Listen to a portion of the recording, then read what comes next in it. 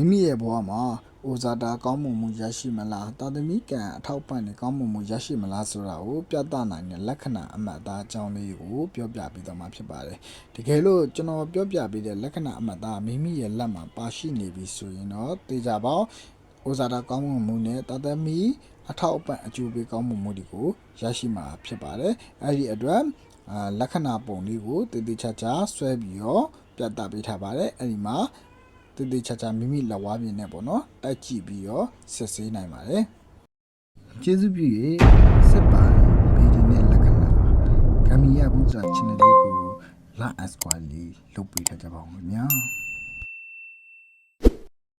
ခုပုံမှန်မြင်တွေ့ရတဲ့အတိုင်းပေါ့နော်လက်ဝါးပြင်ပုံစံမှာတည်တည်ချာချာလေးကျွန်တော်ရေးဆွဲပြတာပေးထားပါတယ်နံပါတ်1အမှတ်သားပေါ့နော်ဒီနံပါတ်1အမှတ်သားဘာလဲဆိုတော့အတန်လန်းချောင်းပေါ်မှာခုလိုမျိုးမြင်းမှတ်လေးပေါ့နော်ပါရှိနေတဲ့လက္ခဏာအမှတ်သားမျိုးစားပဲဖြစ်ပါတယ်ဒါဘာကိုပြနေလဲဆိုတော့မိမိကခုရောက်ရှိနေတဲ့ဒီအသက်ပိုင်းခြားတွေပေါ့နော်ဒီ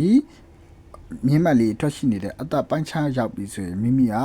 အဆင်ပြေမှုတွေရရှိမယ်စီးပွားရေးမှာအောင်မြင်မှုတွေရရှိမယ်ပေါ့နော်လုပ်ငန်းကိုင်ငန်းတိုးတက်မှုတွေကိုပြောင်းလဲမှုတွေကိုရရှိတော့မယ်ဆိုတာပြသနေတာဖြစ်ပါတယ်မိမိရဲ့ဒါပေါ်ပေါက်တဲ့နေရာပေါ့နော်အမှတ်သားပေါ်မှာစပြီးတော့ဒါရရှိမှာဖြစ်ပါတယ်တကယ်လို့မိမိကအသက်30မှာပေါ်ပေါက်ခဲ့တယ်ဆိုရင်အသက်30မှာဒါကတော့ဒါဒီလုပ်ငန်းကိုင်ငန်းတွေစီးပွားရေးတွေအဆင်ပြေမှုတွေအောင်မြင်မှုတွေတိုးတက်မှုတွေပြောင်းလဲမှုတွေကိုရရှိတော့မှာကိုပြသနေတာဖြစ်ပါတယ်အသက်40မှာပေါ်ပေါက်ခဲ့တယ်ဆိုရင်လည်းအသက်40ရဲ့နောက်ပိုင်းမှာပေါ့နော်စီးပွားရေးတွေအဆင်ပြေမှုတွေအောင်မြင်မှုတွေလုပ်ငန်းတိုးတက်ပြောင်းလဲမှုတွေကိုရရှိတော့မှာကိုပြသနေတာဖြစ်ပါတယ်ဒီလိုမျိုးပေါ့နော်ဒေါင်းလိုက်မြင်းလေးကအသက်လမ်းကြောင်းပေါ်မှာမိမိက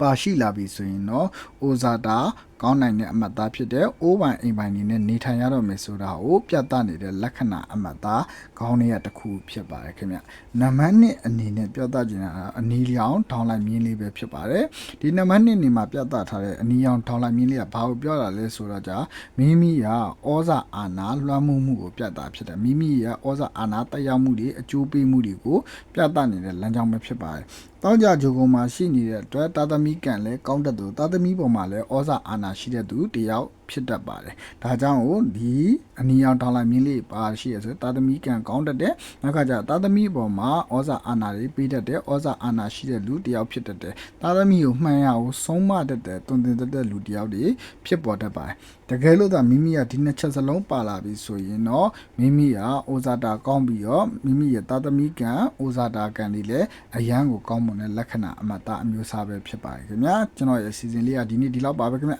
နောက်စီစဉ်များကိုဆက်လက်အားပေးနိုင်ရင်အတွက်ကျွန်တော်ရဲ့စစ်ပိုင်းဗီဒီနဲ့ဂမ်ဘီယာဘူးတရာ channel လေးကို like and subscribe လုပ်ပေးထားကြပါဦးခင်ဗျာအားလုံးကိုကျေးဇူးတင်ပါတယ်ခင်ဗျာ